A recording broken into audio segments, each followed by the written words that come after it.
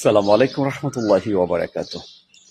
সম্মানিত দিনী ভাই বোনেরা, আমরা এমন একটি জামানায় অবস্থান করছি, জামানায় মানুষ হালাল হারামের ব্যবধান বোঝে না। মানুষ বোঝে না যে হালালের মর্যাদা গুরুত্ব কতটা বেশি আর হারামের কতটা ক্ষতিকারক। আমরা এমন একটা জামানায় অবস্থান করছি যেখানে মানুষ হারাম হালাল ক্ষেত্রে, উপার্জনের ক্ষেত্রে কখনোই তারতম্য খোঁজে না। আমরা এমন একটা জামানা অবস্থান করছি যেখানে মানুষ খারাপ কাজ করলেও আলহামদুলিল্লাহ, ইনশাআল্লাহ, মাশাআল্লাহ শব্দটা ব্যবহার করছে।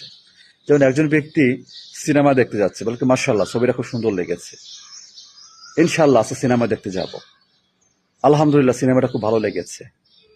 এই যে নাউজুবিল্লাহ মিন জালিক, এই যে কথাগুলো মানুষ বলে, এটা উদাহরণের জন্য বললাম যে মানুষ কোথায় ইনশাআল্লাহ, কোথায় আলহামদুলিল্লাহ, হারাম কাজে মানুষ ব্যবহার করছে। একজন নারী বেপর্দায় ঘুরে বলছে যে আলহামদুলিল্লাহ, আলহামদুলিল্লাহ আমি আজ অনেক ভালো উপকার করছি, মানুষের সেবা করে আসছি, মানুষকে খাবার খাইয়েছি। কিন্তু নারী কিন্তু বেপর্দা, সে বোঝে না।